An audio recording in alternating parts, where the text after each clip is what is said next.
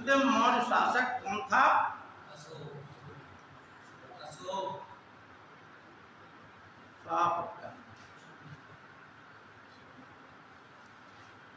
हमने बताया था कि मौर्य वंश में 3 प्रमुख शासक थे और अंतिम मौर्य शासक था बृहद्रथ। कौन था?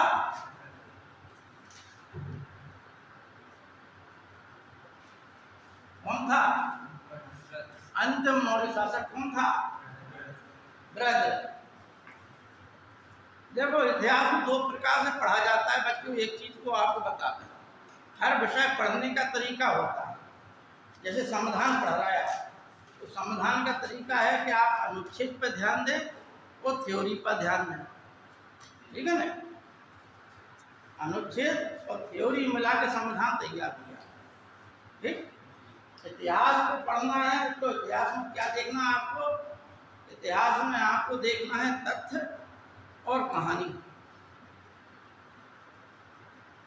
तथ्य और कहानी अगर आपने समझ लिया, दोनों को मिला दिया, तो वो मिलकर क्या इतिहास बन जाता है। अब ये क्या है कि अंतिम मौर्य शासक कौन था? बृहद्रथ, ठीक है। ये क्या हो गया? तथ्य। अब कहानी क्या है? कहानी ये है कि अंतिम मौर्य शासक जो था बृहद्रथ, वह एक बार सेना का निरीक्षण कर रहा था। उसी समय उसके सेनापति ने उसकी हत्या कर दी और उस सेनापति का नाम था पुष्यमित्र शुंग, ठीक है ना। यहां से कौन वंश आया? शुंग वंश। शुंग वंश के पश्चात कौन आया? कर्ण वंश। कर्ण वंश के पश्चात कौन आया? सातवाहन वंश।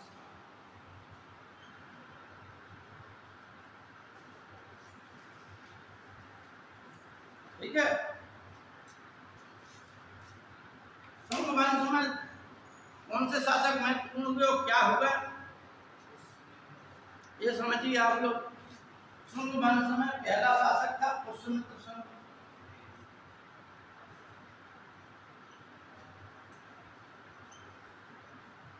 पुष्यमित्र शुंग के पश्चात उसका पुत्र बना अग्निमित्र।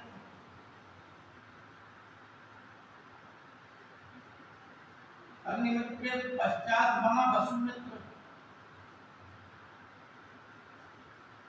और नवा शासक था भागभद्र।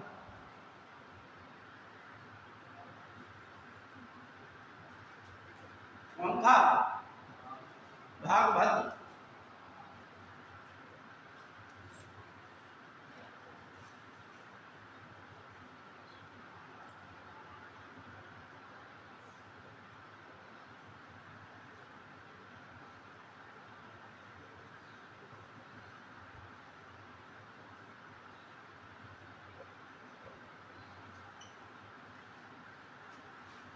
ये क्या है? हिंदयवन वंश।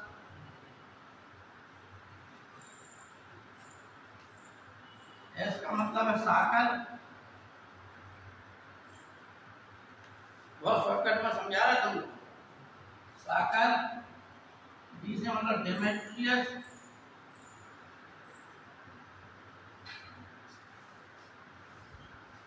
एम से मिनांडर।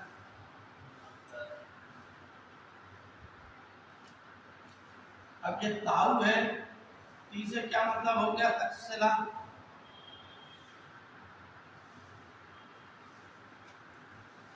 ये का मतलब क्या होगा? एंटियालिटिक्स।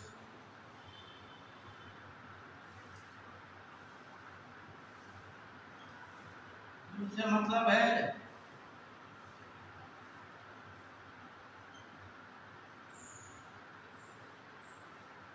यूक्रेटाइडस। अब क्या समझना है इसमें? इसमें यह समझना है डेमेट्रियस वंश था, मिनांडर शासक था, राजधानी साकल थी, ठीक। कौन? हिंदयवन शासक। उसी प्रकार तक्षशिला राजधानी थी, यूक्रेटाइडस वंश था और एंटियालिटिक्स शासक था। इनके बारे में हम अभी बताएंगे, चर्चा करेंगे, ठीक है। पहले उसमें तो सुंग पे आ जाए, ठीक?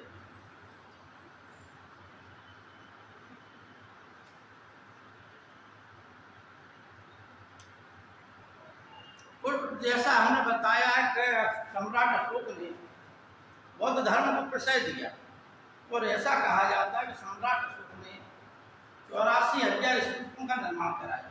कितने? 84,000। तो सांची का स्तूप है वो भी सम्राट अशोक ने बनवाया, ठीक है नहीं? सम्राट अशोक ने सांची के स्तूप को बनवाया था। तो अब पुष्यमित्र सुंग के शासन काल में क्या होगा कि ब्राह्मण प्रतिक्रिया हो। ब्राह्मण क्यों हुई? क्योंकि ये बौद्ध धर्म में सभी लोग समानता के सिद्धांत पर चल रहे थे, यानी जात पात पूछे नहीं, कोई हरि को भजे तो हरि का हो, जो भी आए वो बौद्ध हो जाए। अब बौद्ध होने पर ना कोई जात थी, ना कोई पात थी, सब समान थे, ना कोई ब्राह्मण है, ना कोई नीचे का आदमी है। कि ब्राह्मण, क्षत्रिय, वैश्य, शूद्र, लोहार, धोबी, बढ़ई, मछुआरे, ये तमाम जातियां नहीं थी। बौद्ध का मतलब बौद्ध। ये हिंदू धर्म में ये चीजें हो गई थी।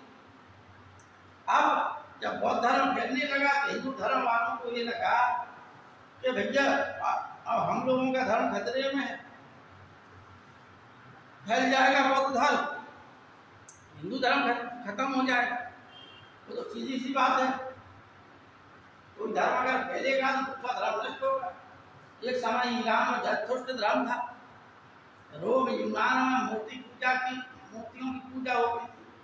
आज वो सब ईसाई बन गए, कोई मोहम्मदन बन गए।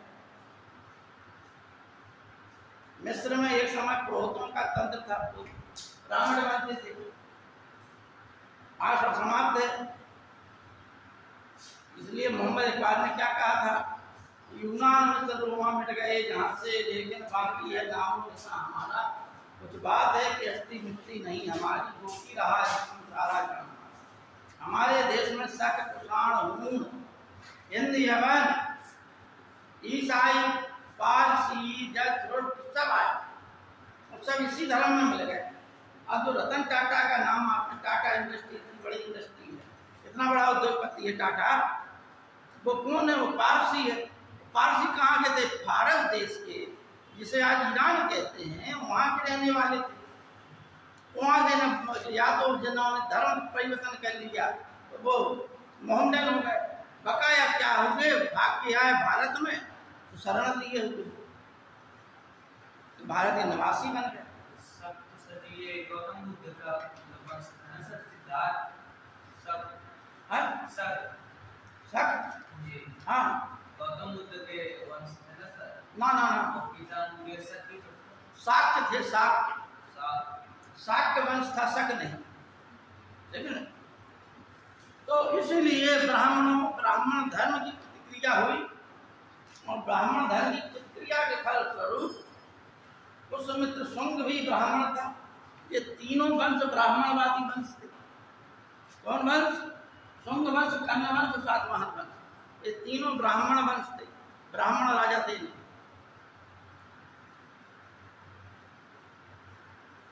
अतः पुष्यमित्र सुंग ने ब्राह्मण धर्म की स्थापना की। इसके अयोध्या लेख से ये पता चलता है कि पुष्यमित्र धनदेव का अयोध्या लेख, इसका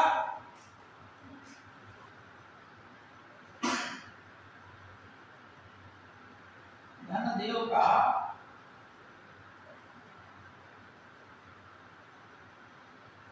इस अयोध्या लेख से पता चलता है कि 2 अश्वमेध यज्ञ किए थे।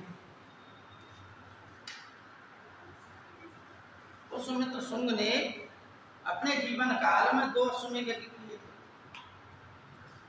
क्योंकि एक तो इसने विदर्भ राज्य से युद्ध किया, दूसरा विदर्भ राज्य के साथ साथ इसके शासन काल में हिंद यवन शासकों का आक्रमण हुआ। हिंद यवन, देखो बच्चों, एक चीज आप लोग बैठा लें दिमाग में, जितने भी आप लोगों के आसपास के लोग हैं, स्टूडेंट आपके पास है, उन्हें कहें कि डेली आए यहाँ पर, ठीक है ना। दूसरी बात क्या है महत्वपूर्ण, दूसरी बात महत्वपूर्ण ये है तो सरकार इतना रुपए खर्च कर रही, सब कुछ कर रही है नहीं, तो आप लोगों का भी धर्म बनता है कि जितने बच्चे लाभान्वित हो पाए, है नहीं, वो लाभान्वित हों। ठीक, जैसे आप कहाँ से आते हैं, आप पढ़ते होंगे, आप कौन से स्कूल से आते हैं? बीएससी कर रहे हैं, जेएन कर रहे हैं हम लोग, तो वहाँ बच्चों से कहिए जेएन बात से, आप जेएन से कर लिया। हाँ हाँ भैया कुछ पढ़ सकते हैं, रजिस्ट्रेशन के लिए जाए, कागज जमा करें, हो जाएगा, है ना, विकास भवन। अच्छा, आपका तो आप अपने मित्रों से अपार्टमेंट में कहिए, आप लोग आप कहाँ पढ़ते हैं?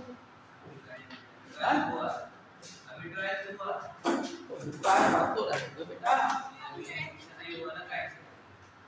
तुम्हारा भी 12th था, 12th है तुम 12th में हमारे कॉलेज में हो गया, तुम लोगों का क्यों नहीं हो गया एडमिशन? रजिस्ट्रेशन किया है ना सर, जी लिस्ट नहीं आई, नहीं आई पर मिल जी। अच्छा 12th हो गया, अच्छा अच्छा ठीक है, डिग्री कॉलेज की बात, ठीक ठीक। तो लेकिन बीएससी करना नहीं तुम लोग, चलिए, लेकिन अब इंटर के तो आपके साथ ही होंगे, उनसे कहिए आप लोग।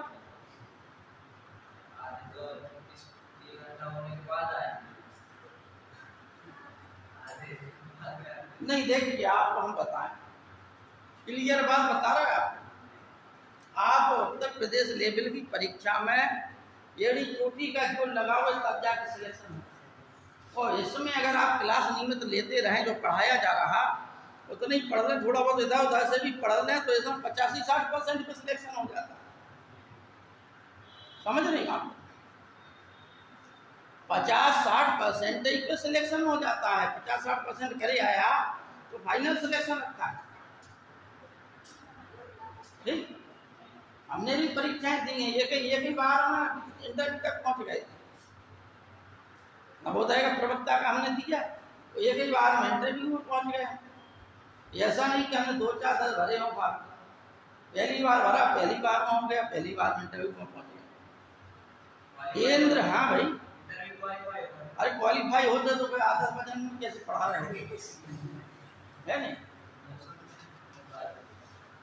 यहाँ उत्तर प्रदेश में हो गया क्वालिफाई, यहाँ पर प्रवक्ता पद पे हुए, ठीक है ना, तो वहाँ भी प्रवक्ता था, यहाँ भी प्रवक्ता पद।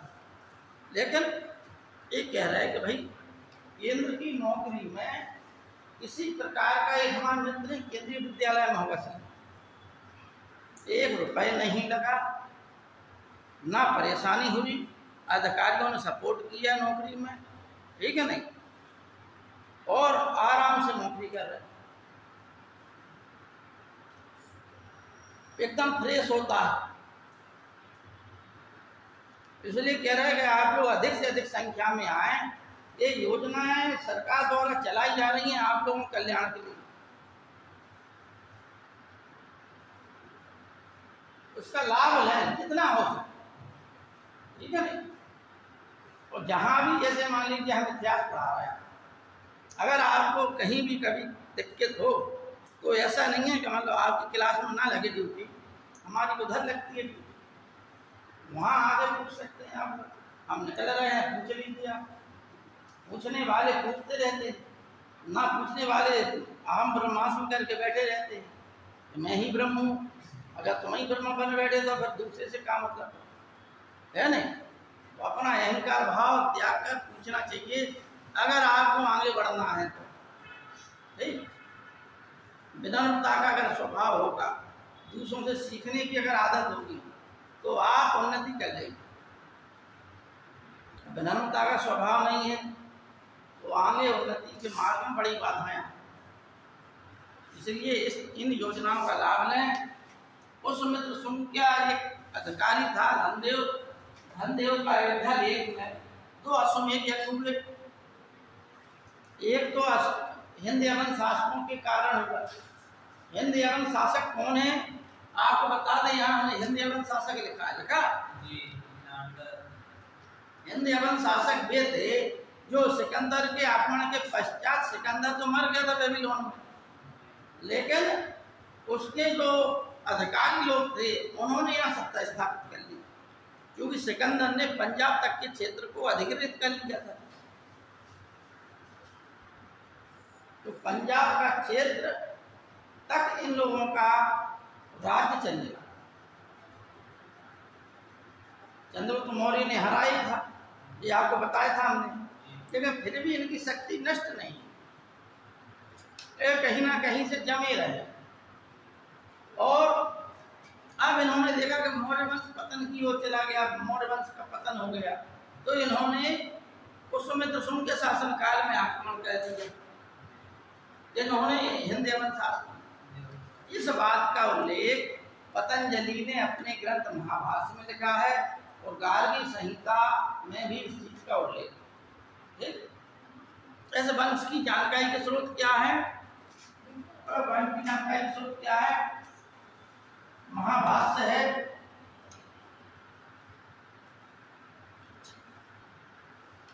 किसने लिखा? पतंजलि ने।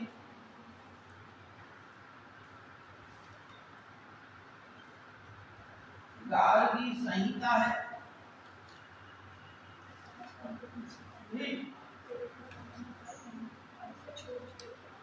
मालविका मित्रम है,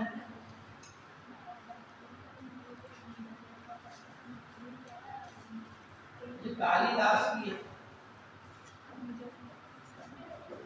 मालविका और अग्निमित्र की प्रेम कहानी का वर्णन किया है किसने किया? कालिदास, ठीक है ना। और अग्निमित्र कौन था? जब ये लिखा अग्निमित्र,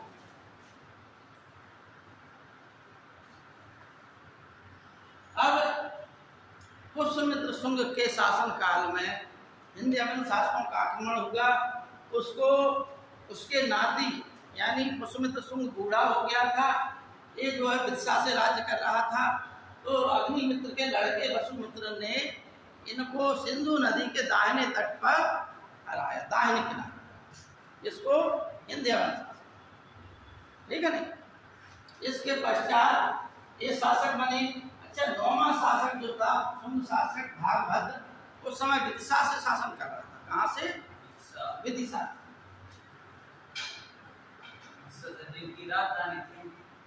बाद में विदिशा से ही करने लगे लोग, समझने लगता है। जब कोई भी कालखंड हो, कोई भी राजवंश हो, एक समय ऊंचाई पर पहुंचता है, फिर एकदम धड़ाम हो जाता है, पता ही नहीं चलता, ठीक है नहीं। तो विदिशा का नाम पुराना बेसनगर में मिलता है। क्या मिलता है? बेसनगर।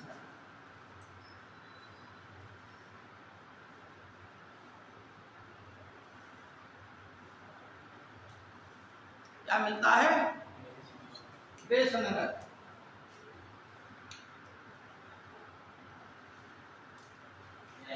यहाँ इसके शासन काल में, भागभद्र के शासन काल में, एक हेलियोडोरस नामक राजदूत आया। कौन आया? हेलियोडोरस।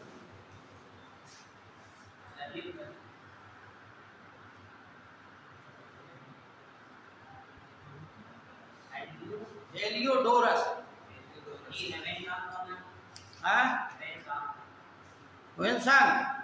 हुनसेंग चीनी यात्री था। ना ना ना, हायान किसके शासन काल में?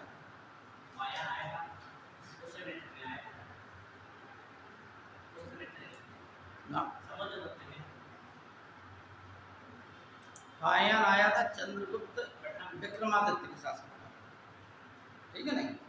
हुनसेंग आया था हर्षवर्धन के शासन काल में। मेगस्थनीज आया था चंद्रगुप्त मौर्य के शासन काल में, ठीक। हेलियोडोरस कौन था? ये लिखा है एनटीआर कीट्स। एनटीआर कीट्स ने अपना राजदूत बनाकर इसको भेजा हेलियोडोरस, किसके दरबार में? भागभद्र के दरबार में। समझ में आ रही बात? भागभद्र के दरबार में भेजा। यहां पर वह इन चीजों से प्रभावित होगा, इन चीज से, वैष्णव धर्म से, भगवान विष्णु की उपासना से प्रभावित होगा, और उसने स्वयं में भागवत धर्म स्वीकार कर लिया। इसका पुराना नाम भागवत धर्म था, पांचरात्र धर्म, भागवत धर्म, ये वैष्णव धर्म के पुराने नाम, ठीक है ना। फिर भागवत पुराण बना, उससे जो है कि बढ़ता चला गया। भगवान कृष्ण के समय से पूजा पाठ होने लगी, तो भगवान कृष्ण को भगवान विष्णु का जो है अवतार मान लिया गया। इस प्रकार से वहां से सिकंदर के समय भी लोग बाग भगवान कृष्ण की मूर्ति लेकर युद्ध करते थे। कुछ लोग भगवान कृष्ण की, कुछ लोग भगवान शंकर की। तो कृष्ण की पूजा का उल्लेख उस समय सिकंदर के आक्रमण के समय, ठीक है ना। इसने हेलियोडोरस ने क्या किया? विदिशा में भगवान विष्णु के याद में एक जो है गरुण स्तंभ की स्थापना करवाई, और उस गरुण स्तंभ में इस प्रकार का, मान लीजिए गरुण स्तंभ है, इसमें गरुण बैठा है ऊपर, और यहाँ पर लेख लिखवा दिया उसने, ठीक है। और अपने आप को उसने कहा कि मैं जो है भागवत धर्म का एक अनुयायी हो गया। यह जो है भारतीय इतिहास में कोई भी यूनानी द्वारा भारतीय धर्म स्वीकार करने का पहला अभिलेख ही प्रमाण, इसका हेलियोडोरस, ठीक है ना। हेलियोडोरस का क्या है? हेलियोडोरस ही पहला ऐसा हिंदी यूनानी शासक था कि जिसने वैष्णव धर्म स्वीकार किया। हिंदी अवन शासकों की देन क्या है? हिंदी अवन शासकों की देन है स्वर्ण सिक्के। भारत में सोने के सिक्के चलाने का श्रेय किसको जाता है? हिंदी अवन शासक। इन्होंने मोहर युक्त, मोहर लगी मतलब आकृति युक्त सोने के सिक्के भारत देश में चला। इसके पहले मुद्राएं चलती थी, लेकिन उनमें आकृति नहीं होती थी। आकृति युक्त सोने के सिक्के चलाने का श्रेय किसको जाता है? हिंदी अवन शासक। समझ आ गई बात? ये परीक्षा में आता है बार बार। अब आइए मिनांडर पे। मिनांडर भी शक शासक। यह एक बार अपने रथ से जा रहा था, सेना जा रही थी, एक रास्ते में एक जगह इसे मठ मिला। उसने कहा चलो यहीं जलपान किया जाए। तो वहां पर यह जलपान के लिए रुका। वहां का एक बड़ा भिक्षु था जिसका नाम था नागसेन। नागसेन से इसकी पर जो है बैठ के चर्चा हुई, वार्तालाप हुई। वार्तालाप इतनी हुई तो उस पर एक किताब लिख दी गई। किसने लिखी? नागसेन ने। किताब का नाम था मिलिंद पन्हो। क्या नाम था? मिलिंद पन्हो।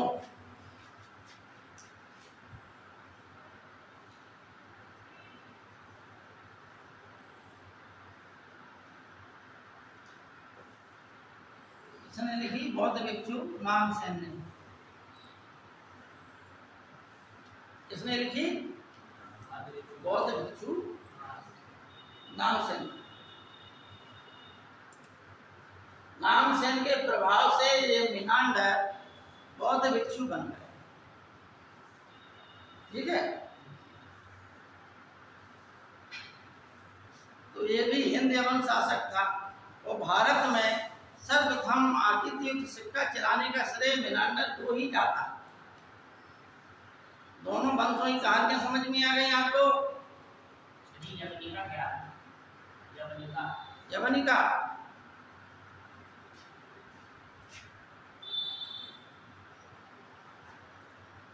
यवनिका यवन प्रिय, ये दो शब्द इतिहास में बड़े प्रसिद्ध हैं। क्यों हैं? क्योंकि यवनों से ये चीजें आई, ठीक है ना। जो पर्दा है, पर्दा को यवनिका कहा जाता है, ठीक। और यवन प्रिय काली मिर्च को कहा जाता था। हाँ, क्योंकि इन लोगों को काली मिर्च बहुत पसंद थी, तो ये लोग मसाले में काली मिर्च का सेवन बहुत करते थे खाना खाने। और उसी समय से काली मिर्च के लिए यूनानी लोग या भारतीय इतिहासकार जो है काली मिर्च के लिए एक शब्द का इस्तेमाल करने लगे थे, क्या? यवन। ठीक। दूसरी बात, हमने इन लोगों से क्या क्या सीखा? हम लोगों ने यवनों से ज्योतिष सीखा। जो ज्योतिष की विद्या है, 9 ग्रह सूर्य चंद्र गुरु बुध शुक्र शनि राहु केतु, ये 9 ग्रह वाला जो ज्योतिष है, व्यक्ति का जब जन्म हुआ हो उस समय उसका निकाल लीजिए, सब पता चल जाता है उसमें कुंडली में। आर्यभट्ट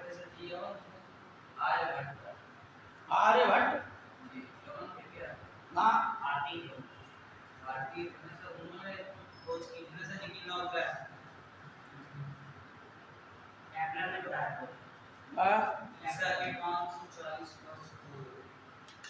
आर्यभट्ट ने 9 ग्रह वाला नहीं बताया था। आर्यभट्ट ने, ब्रह्मगुप्त ने गुरुत्वाकर्षण का नियम दिया था। आर्यभट्ट ने सूर्य ग्रहण चंद्र ग्रहण का दिया। आर्यभट्ट ने जो है क्या बोलते, पृथ्वी केंद्र में नहीं है, सूर्य केंद्र में है। ये आज से हजारों वर्ष पहले आर्यभट्ट ने किया कहा था। तो आर्यभट्ट ने 9 ग्रह वाली, 9 ग्रह का जो भी मेथड है, या 7 दिन का है या 12 महीने का जो मेथड है, ये सब विदेशी है।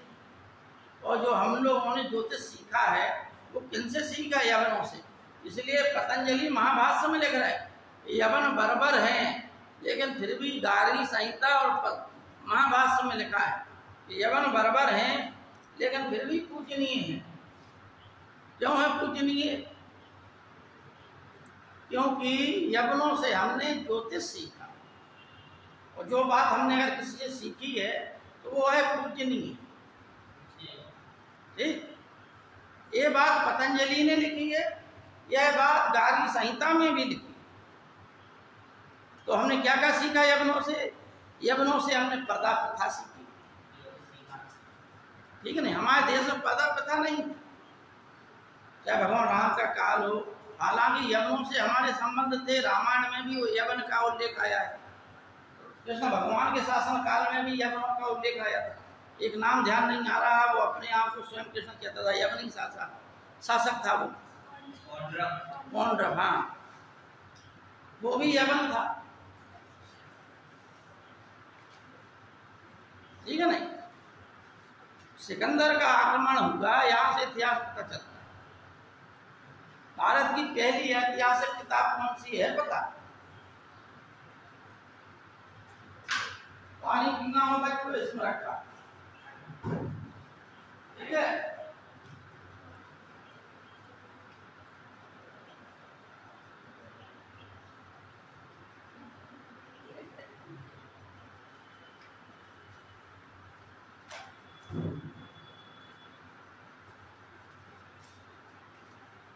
देखिए, कुछ सामान्य चीजें हैं जो बार बार परीक्षाओं में आती, उन पे आपको फोकस करना। और सिलेक्शन का मेथड जानते हैं आप लोग क्या है?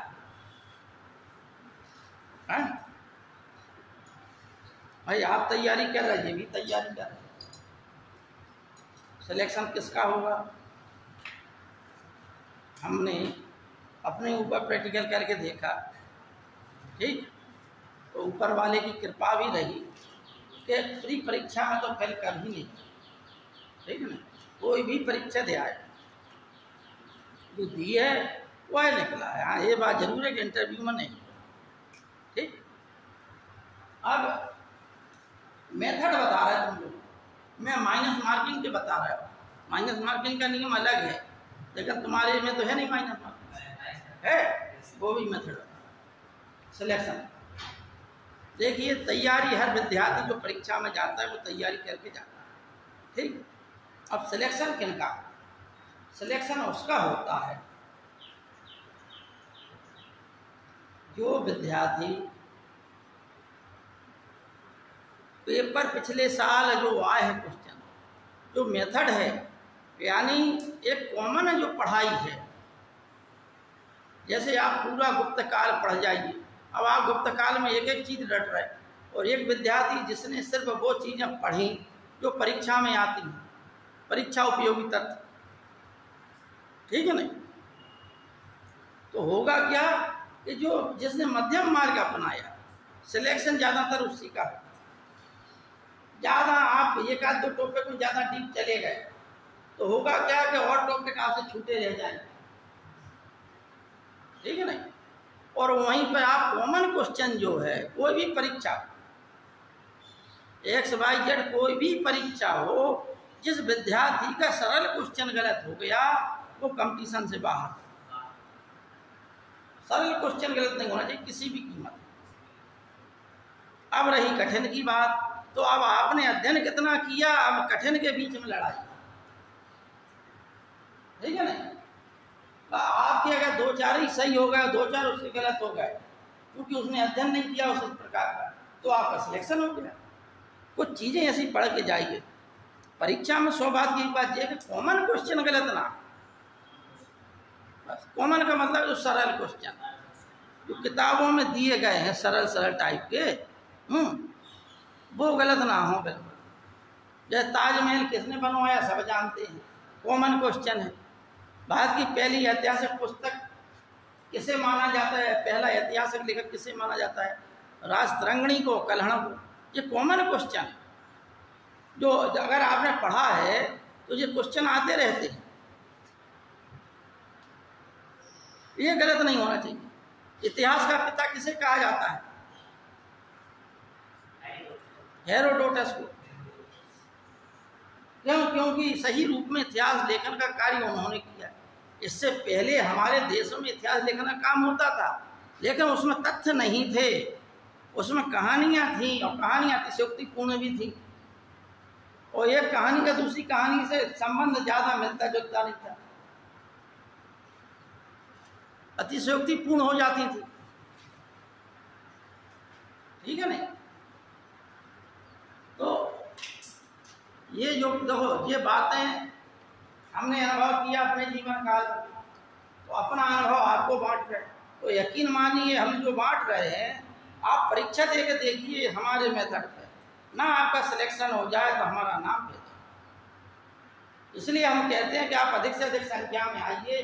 अरे हम तो 8-8 बच्चों को पढ़ाया तो 2-3 को नौकरी दिला दी, समझ रहे? उसमें से 8 बच्चों के ग्रुप में से 2-2, 3-3 बन गए, नौकरी सिलेक्ट हो गए।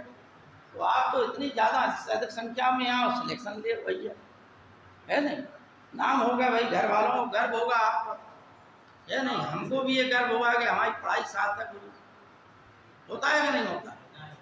अब हमारे मान के चलिए तमाम विद्यार्थी नौकरी प्राप्त कर गए, तो क्या वो हमें मुद्राएं देने आ रहे हैं?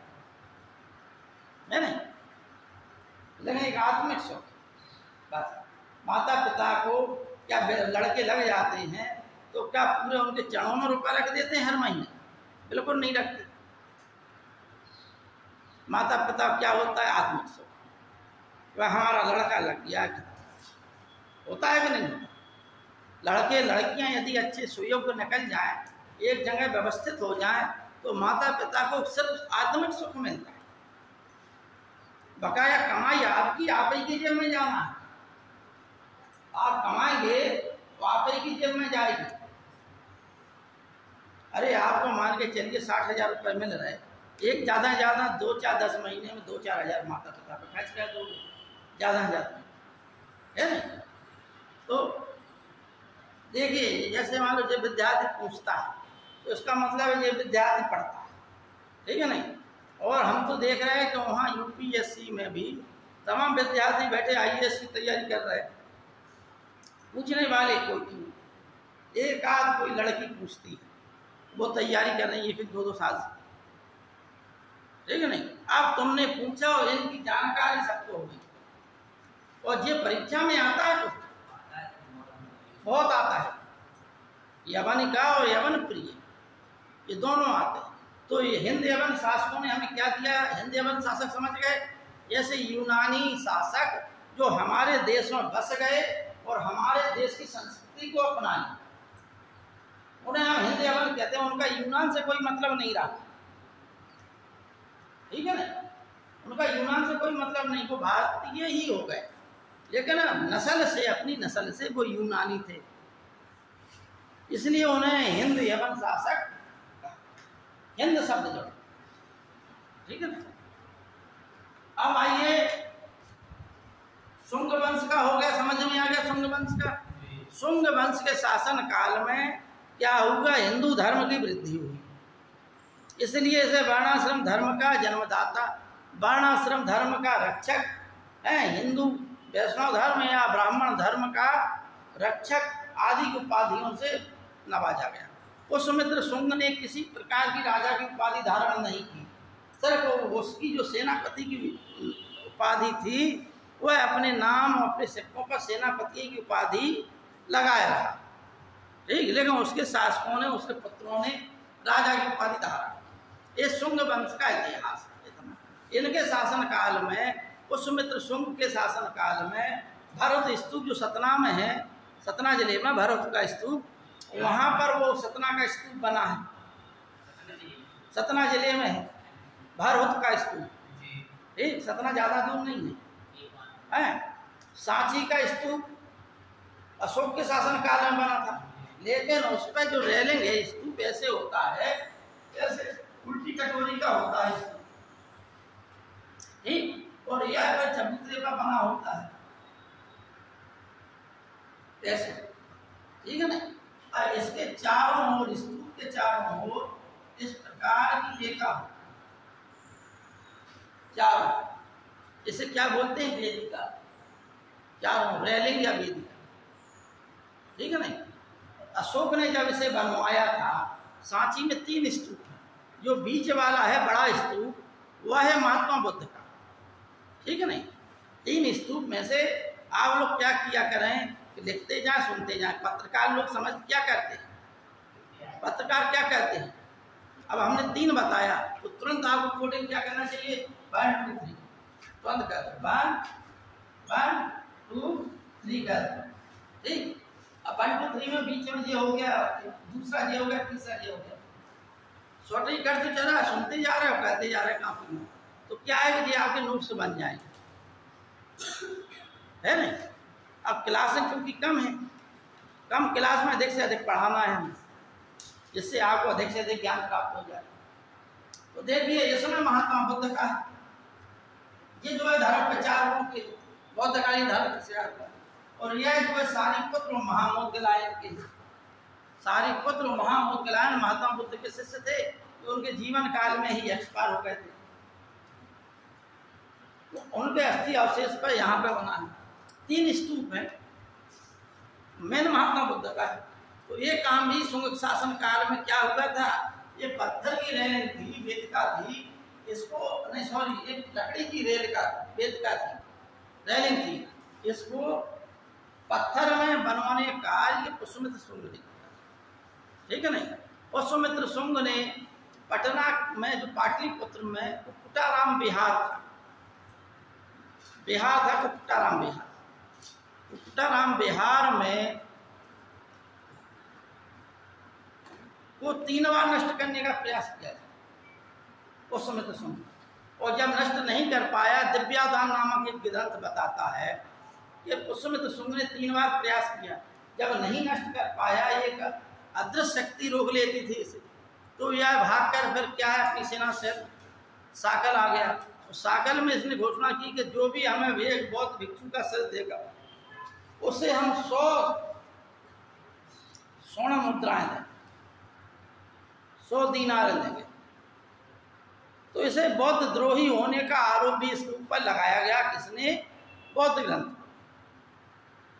ठीक है ना, बौद्ध ग्रंथों ने इसके ऊपर बौद्ध द्रोही होने का आरोप लगा।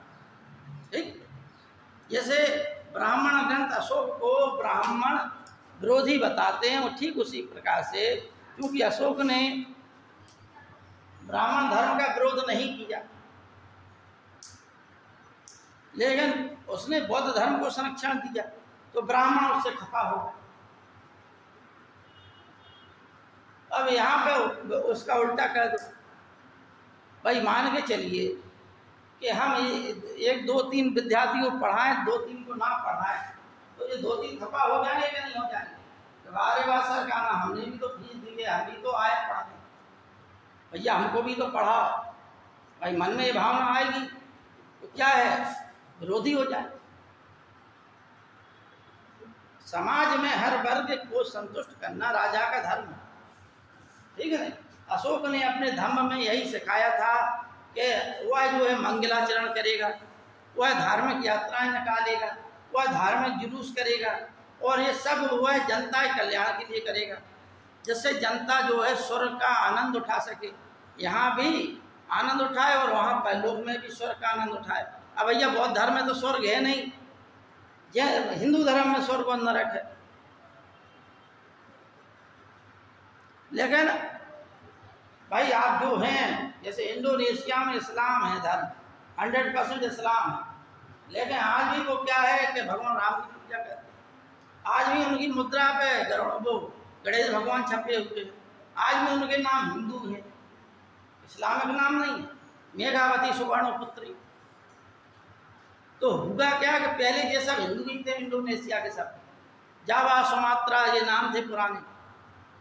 अब बाद में जब इस्लाम धर्म आया, इस्लाम धर्म के संपर्क में आया, तो वह सब इस्लाम हो गए, लेकिन उन्होंने अपने पूर्वजों की संस्कृति नहीं छोड़ी, तो इस्लाम को भी मानते हैं, मंदिर भी बने हैं वहाँ पर, वो हिंदू देवी देवताओं की, क्योंकि वो पुरखों का धर्म था, तो उसको भी मानते हैं। और संसार में सबसे बड़ा जो है जनसंख्या वाला देश इंडोनेशिया है, जहाँ इस्लामिक कंट्री है, लेकिन फिर भी वहाँ किसी प्रकार का विरोध नहीं है। वो हिंदू देवी देवता भी मान रहे हैं, मूर्ति पूजा भी कर रहे हैं, और इस्लाम की प्रार्थना कर रहे हैं।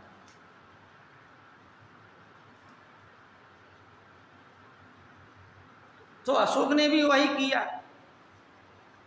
क्या बौद्ध धर्म को तो संरक्षण दिया, लेकिन उसने ये कुछ बातें हिंदू धर्म की जोड़ दी।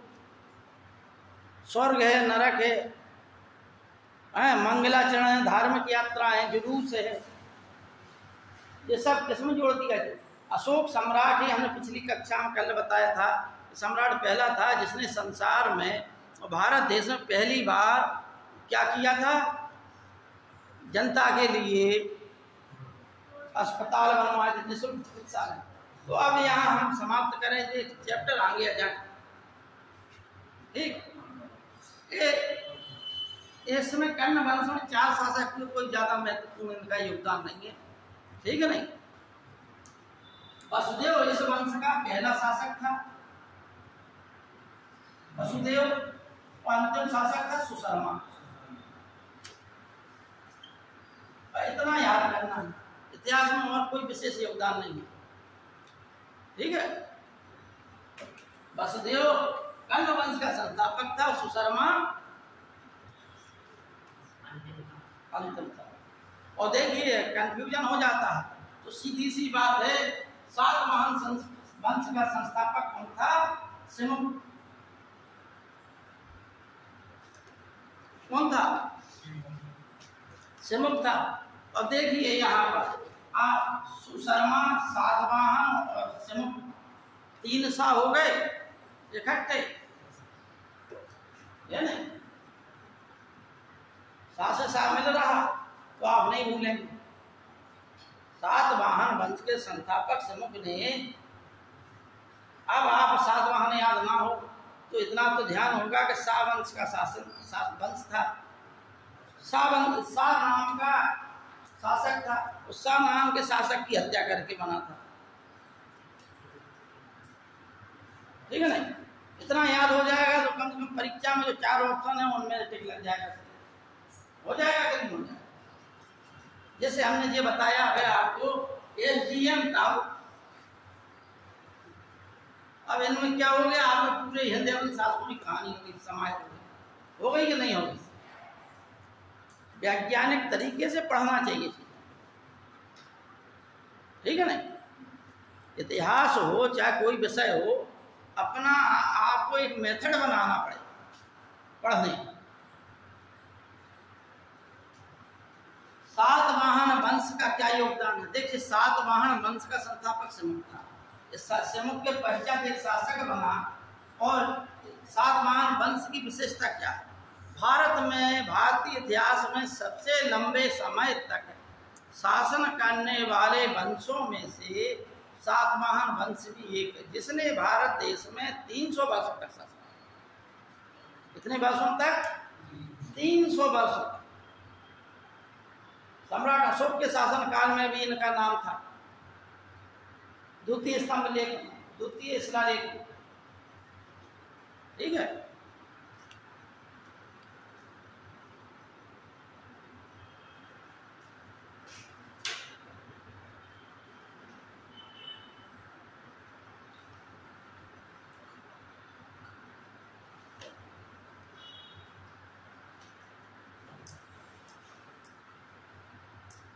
अब इसमें महत्वपूर्ण क्या है? इसमें 3-4 शासकों के नाम महत्वपूर्ण, पहले सुन ले फिर लिख ले, ठीक?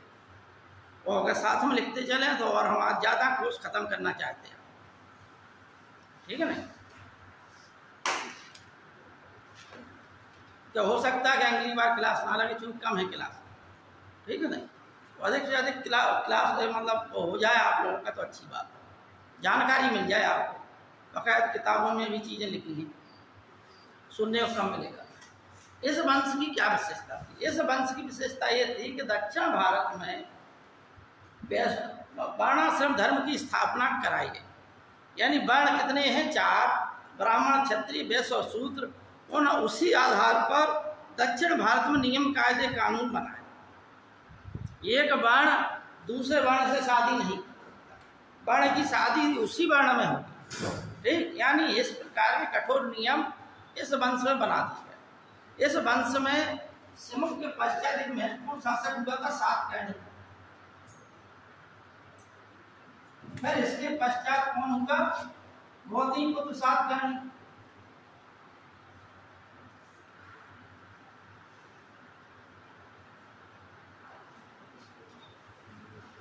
गौतमीपुत्र सातकर्णी के पश्चात हुआ वाशिष्ठी पुत्र कुलुमामी।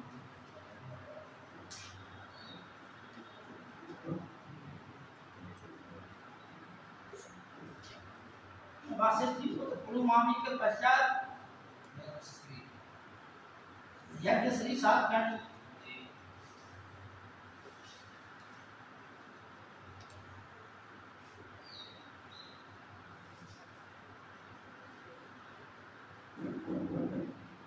इन शास्त्रों के बारे में आपने पढ़ लिया, समझ लीजिए, सातवाहन वंश आपने समझ लिया पूरा, ठीक है?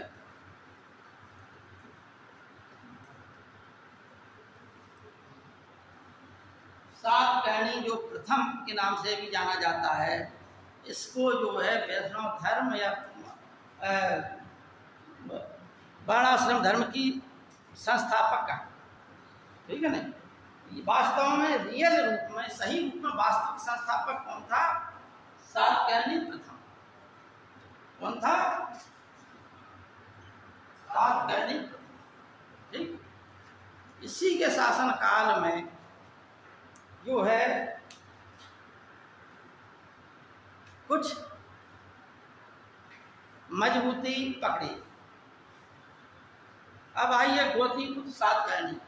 तो गौतमीपुत्र सातकर्णी के शासन काल में क्या हुआ? गौतमीपुत्र सातकर्णी के शासन काल में गौतमीपुत्र सातकर्णी ने जो नहपान था, कौन था नहपान? शक शासक, ठीक है? नासिक का वंश था, जिसे हम बोलते हैं क्या? छहरात वंश, छहरात वंश बोलते हैं, ठीक है नहीं, क्या बोलते हैं, छहरात वंश। नासिक में शकों की एक शाखा थी, शक 5 शाखाओं में थे, एक तक्षशिला में, दूसरा मथुरा में, तीसरा उज्जैन में, चौथा नासिक में, 5वां अफगानिस्तान में, है नहीं, 5 शाखाएं थी। उसमें से जो 2 महत्वपूर्ण शाखाएं थी, कौन कौन, नासिक वाली जिसे हम बोलते हैं छहरात वंश, और उज्जैन वाली, मालवा वाली या उज्जैन या मालवा वाली जिसे हम बोलते हैं कार्दमक वंश। ठीक, कार्दमक वंश का शासक था रुद्रदामन, और इसका महत्वपूर्ण शासक था किसका, नासिक वाला।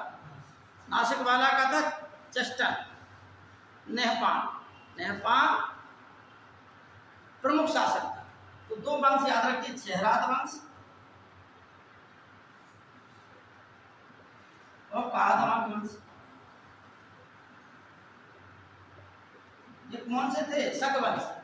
छहरात वंश कहाँ था, नासिक में, और ये कहाँ था, मालवा।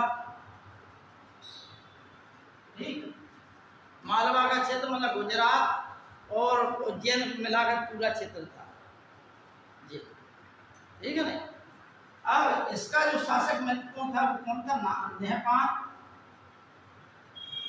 नेहपान का जो दामाद था उसका नाम था उसावदार।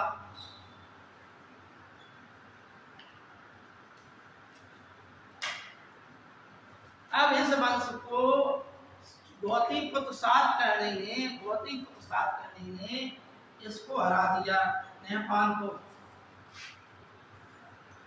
ठीक, इसके दामाद को मार दिया, इसको मार दिया युद्ध में। क्या किया, जोगल थम्पी नामक स्थान पर करीब 13,000 के ऊपर स्वर्ण मुद्राएं इनकी मिली हैं। 13,000 के ऊपर मुद्राएं मिली हैं, सिक्के मिले हैं। उन सिक्कों पर इसने अपनी मोहर लगा दी। किसने, गौतमीपुत्र सातकर्णी। सिक्के किसके थे, इनके, नेहपान के। तो यह नेहपान के ऊपर गौतमीपुत्र सातकर्णी की विजय के प्रतीक थे, तो उसने ये बनवाया, विजय प्राप्त। ठीक, समझ में आ गई बात।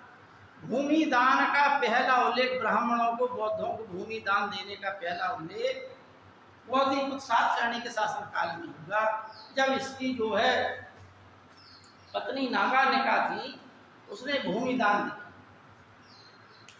ठीक है नहीं, नागानिका का नाना घाट अभिलेख से पहली बार भारतीय इतिहास में अभिलेखीय रूप से भूमि दान का उल्लेख हुआ। ठीक है, ये जो है IAS PCS की परीक्षा में बहुत पूछा, जो हमने बताया है कि नागानिका का नाना घाट अभिलेख में भारत में पहली बार भूमि दान का अभिलेखीय प्रमाण ब्राह्मणों को या किसी को भी भूमि दान देने का पहला प्रमाण था नागानिका का नाना घाट अभिलेख।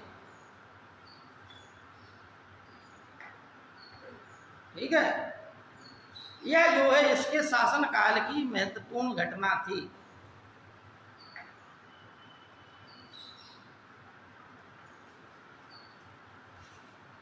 और भी इसने जो है काम किए, काले करजक नामक बौद्ध संघ को दान दिया, ग्राम दान दिया, ये अलग मैटर है। अब आइए वाशिष्ठीपुत्र पुलुमावी शासन काल में क्या हुआ। वाशिष्ठीपुत्र पुलुमावी का पुत्र था, हमें ध्यान नहीं आ रहा, तो इसने कार्दमक वंश का जो शासक था उसका क्या नाम था, रुद्रदामन। रुद्रदामन की पुत्री रुद्रांबा, वह जो है वाशिष्ठीपुत्र पुलुमावी के लड़के को ब्याही थी। ठीक है नहीं, अतः क्या हुआ कि रुद्रदामन ने इसे 2 बार हराया। रुद्रदामन ने इसको 2 बार हराया और दोनों बार निकट संबंधी होने के कारण इसको छोड़ दिया। ठीक है, अब इसके शासन काल में क्या हुआ, इनके शासन काल में जो सिक्का मिला है उन सिक्कों पर एक क्या है, सिक्कों पर नाव का अंकन, सिक्कों पर काय का अंकन है? नाव का। इन शासकों के बीच में 7 कहने के पश्चात एक शासक और आता है जिसका नाम था हाल।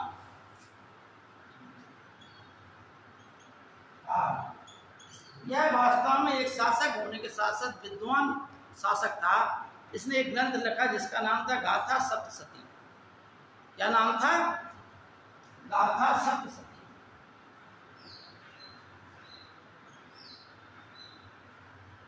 ये प्राकृत भाषा में लिखा हुआ काव्य, प्राकृत भाषा, ब्राह्मी लिपि में।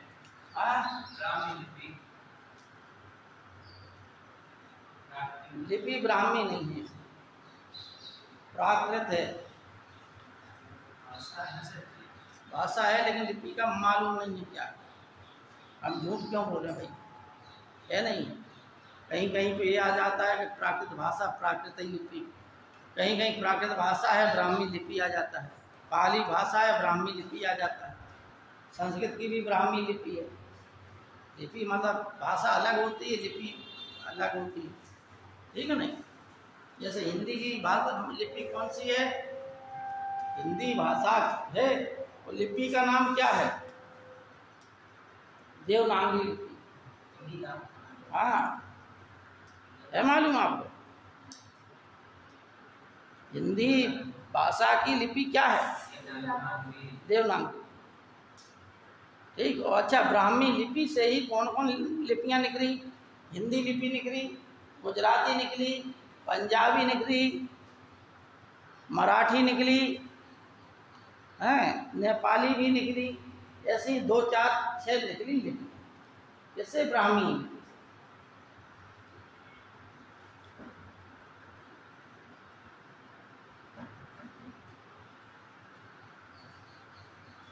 अब बच्चों इसमें से इस चीज पर ध्यान देना, 1-2 तत्व और हैं जो रह गए सातवाहन वंश के। तो थोड़ा सा कनिष्क के कुषाण वंश के बारे में पढ़ा, ठीक है नहीं? क्या है? सातवाहन शासकों ने सोने के सिक्के चलाए, तांबे के सिक्के चलाए, लोहे के सिक्के चलाए, कांसे के सिक्के चलाए और शीशे के सिक्के चलाए, ठीक है नहीं? भारतीय इतिहास में शीशे के सिक्के चलाने वाला अगर कोई वंश था पहला, तो वो सातवाहन। शीशे के सिक्के चलाने वाला अगर कोई वंश था तो कौन सा वंश था? ये परीक्षा में आता है बहुत ज्यादा।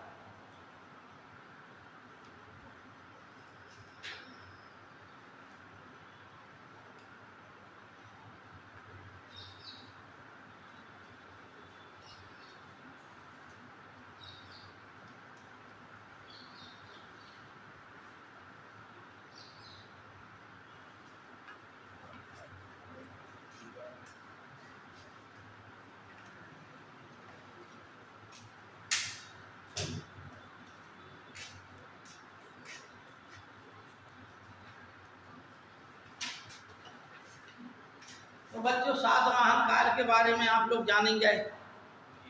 अब आइए शक के शकों के बारे में आप जान ही गए। रुद्रदामन का जूनागढ़ अभिलेख हमने कल लिखा ही था आपको, यही रुद्रदामन है, ठीक है नहीं? अब पूरा परिचय मिल गया आपको, है नहीं? अब आइए, एक इतिहास में बहुत क्वेश्चन आता है कुषाण वंश,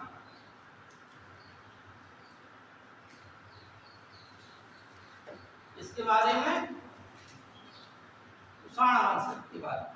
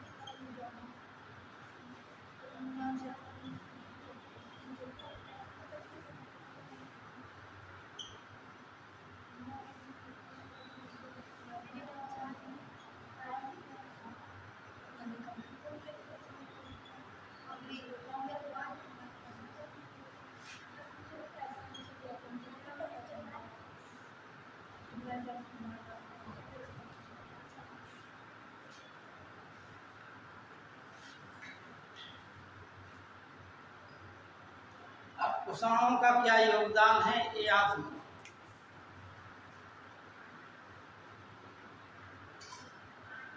इसमें सबसे ज्यादा महत्वपूर्ण शासक है तीसरा शासक, जिसका नाम है क्या? कनिष्क। कौन है? कनिष्क।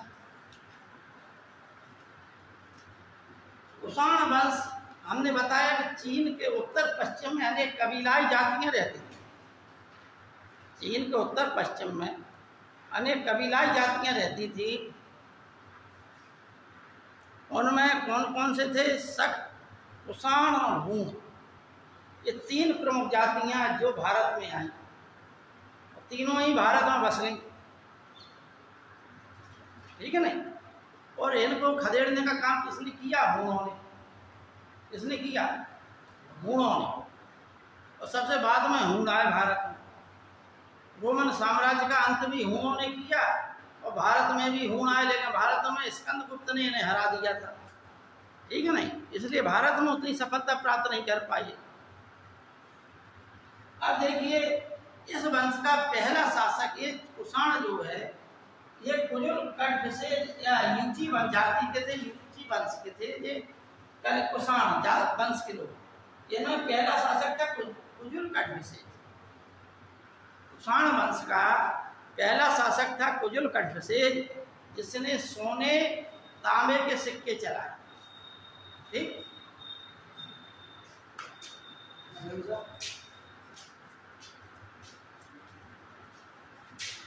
दूसरा शासक था व्यंकट से। कौन था शासक? व्यंकट से। व्यंकट से ने जो है इस वंश का वास्तविक संस्थापक कौन है? व्यंकट। इसने अपने सिक्कों पर शिव और नंदी और त्रिशूल की आकृतियां बनवाई, व्यंकट से ने, ठीक? हिंदू धर्म को स्वीकार किया व्यंकट विशेष ने, और उसमें महेश्वर की उपाधि धारण की सिक्कों पे। सिक्कों पे किसकी उपाधि धारण की? महेश्वर को। क्योंकि शिव और उमा और शिव की आकृति युक्त सिक्के चलाए किसने? व्यंकट विशेष। और कुषाण वंश शासकों में सबसे पहले चांदी का सिक्का चलाने का श्रेय भी व्यंकट विशेष को जाता है। व्यंकट विशेष कुजुल कण्ठ विशेष का पुत्र, ठीक है? समझ में आ गई बात? तो हिंदू धर्म स्वीकार किया। अच्छा, अब आइए कनिष्क। है बेटा? चांदी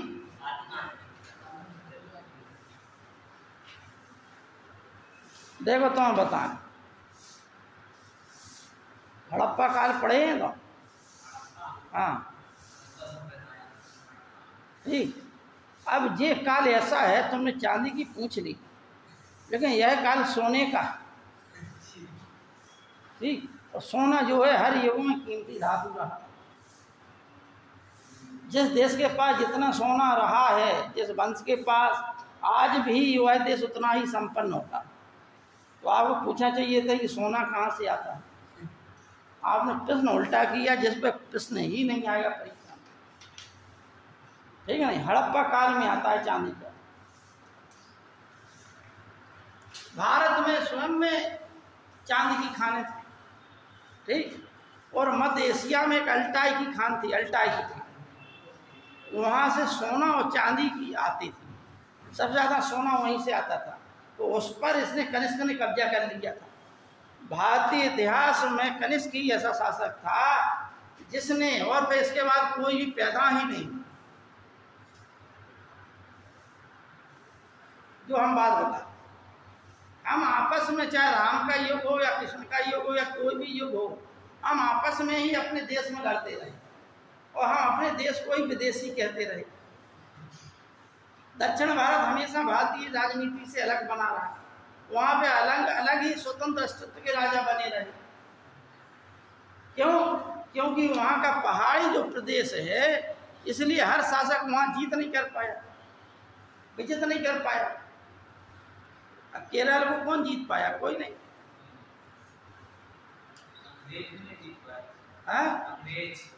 अंग्रेजों के पास कितना था? 1/3 भारत था खाली, बस। ठीक है नहीं? जो हम पढ़ते हैं अंग्रेजों को, अंग्रेजों का 1/3 था। मंगलों के पास केरल कहाँ था? है नहीं? औरंगजेब के शासन काल में विजित किया गया था, और इसके बाद औरंगजेब के बाद समाप्त भी हो गया। तो हम बता क्या रहे? हम ये बता रहे आपको जो महत्वपूर्ण तथ्य, ध्यान से सुनना। कनिष्क ही ऐसा अंतिम शासक, पहला शासक था जिसने चीन में घुसकर चीन के राजा को हराया और ईरान में घुसकर ईरान के राजा को हराया। ना तो भारतीय इतिहास में कोई ऐसा राजा होगा किसी भी कालखंड में जिसे हम कह सकें कि हाँ इसने ईरान में घुसकर ईरानी राजा को हराया, और ना ऐसा होगा दूसरा कोई कि जिसके लिए ये कहा जाए कि इसने चीन में घुसकर चीन के राजा को हराया। बल्कि हम जब इतिहास खोल के पढ़ते हैं तो ये पता चलता है कि भारत ही में सब आते जाते हैं। कनिष्क और कनिष्क के पिताजी भी जो चीनी ही तो थे, जो चीन के उत्तर पश्चिम में रहते थे, है नहीं? लेकिन इन्होंने भारतीय संस्कृति अपना ली। और सुनिए, मध्य एशिया पर कब्जा करने वाला यारकंद, तार, वो काशगार हैं, जो खुरासान, ये हिमालय पर्वत के ऊपर के जो देश हैं जिन्हें हम आज कहते हैं क्या, उज्बेकिस्तान, तुर्किस्तान, कजाकिस्तान, इन सब के ऊपर से एक मार्ग जाता था चीन से होते हुए, जिसे कहते थे रेशम मार्ग। उस पर भी कब्जा कनिष्क ने कर लिया, वहां तक कब्जा था। और सुनिए महत्वपूर्ण बात, चंद्रगुप्त मौर्य को दहेज में मिला था अफगानिस्तान में कंधार, काबुल, ये वाला, ठीक। फिर लेकिन वो किस हिंद यूनानी शासकों ने कब्जा कर लिया था उस पर। अब कनिष्क के शासन काल में कनिष्क ने पुनः जो है भारतीय सीमा में इनको मिलाया, विजित करके अपने प्रसाद को, इसको कंधार, काबुल को, यानी अफगानिस्तान वाले क्षेत्र को। और ताज्जुब वाली बात यह है, कनिष्क के पश्चात फिर खाली जब बाबर भारत आया तब जो है कंधार और काबुल भारतीय सीमा में।